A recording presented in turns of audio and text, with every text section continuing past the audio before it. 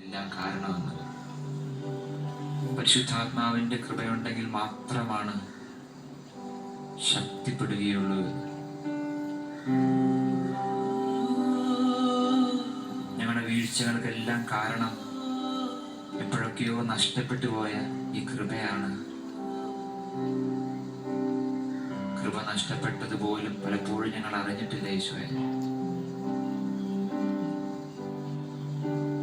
ഈശോയെ, ഞങ്ങൾ ഈ നിമിഷം വീണ്ടും ആഗ്രഹിക്കുകയാണ്.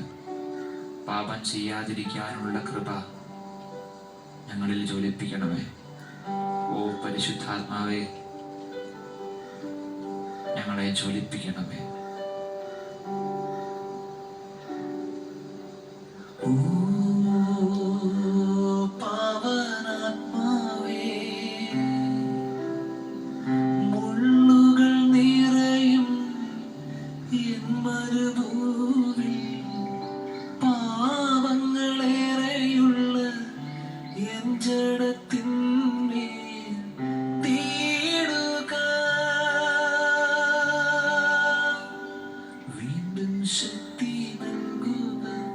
വീണ്ടും അഗ്നി നൽകുക പാവനാത്മാവേ, നീ എന്നിൽ നിറഞ്ഞിടുക. വീണ്ടും ശക്തി നൽകുക, വീണ്ടും അഗ്നി നൽകുക പാവനാത്മാവേ, നീ എന്നിൽ നിറഞ്ഞിടുക.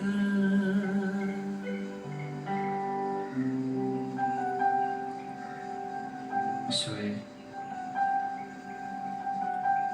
ആത്മാവിൽ ജ്വലിച്ച് കൂടുതൽ തീഷ്ണതയുള്ള അങ്ങേക്ക് വേണ്ടി കൂടുതൽ തീഷ്ണതയോടെ പ്രവർത്തിക്കാനുള്ള വലിയ അനുഗ്രഹം ഞങ്ങൾക്ക് നൽകണമേ.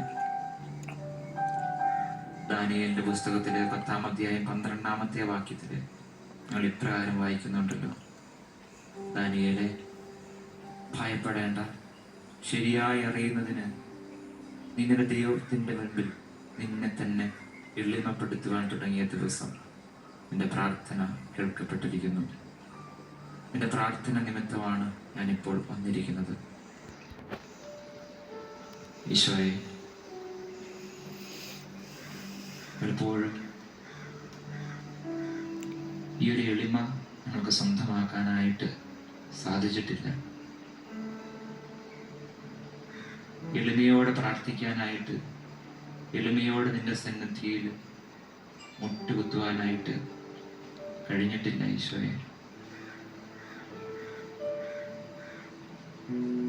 ഈശോയെ, ഈ നിമിഷം ഞങ്ങളുടെ ഓരോ ബലഹീനതകളും, എളിമപ്പെടാൻ പറ്റാത്ത അവസ്ഥ, അഹങ്കാരത്തിന്റെ അവസ്ഥ, ജഡത്തിന്റെ ദുരാശകൾ, ഞങ്ങളെ അലട്ടുന്ന സകല പ്രശ്നങ്ങൾ ഈശോയെ ഈ നിമിഷം അങ്ങേ സന്നിധിയിൽ ഞങ്ങൾ സമർപ്പിക്കുന്നു.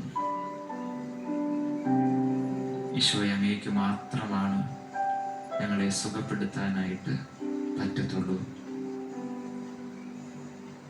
നീ മാത്രം, യേശു മാത്രം, യേശു മാത്രമല്ലോ പരിഹാരം. നീ മാത്രം, നീ മാത്രം, നീ മാത്രമല്ലോ പരിഹാരം. യേശു മാത്രം, യേശു മാത്രം, യേശു മാത്രമല്ലോ പരിഹാരം.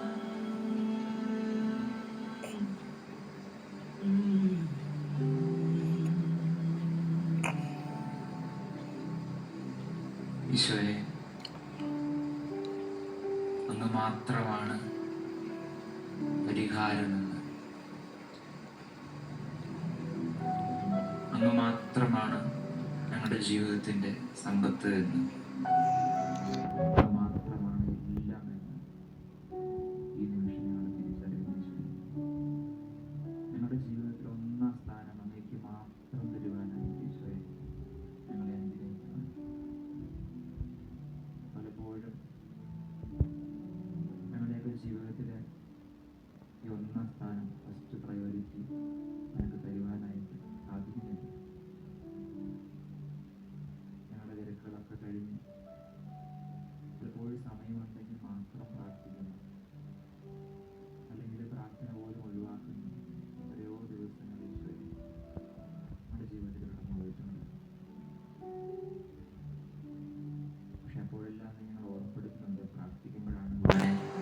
കൂടുതൽ ശക്തനായിട്ട് മാറുക.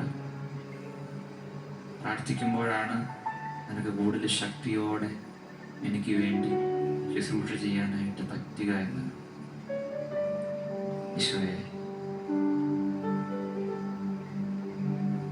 നീ മാത്രം മതി എനിക്ക്,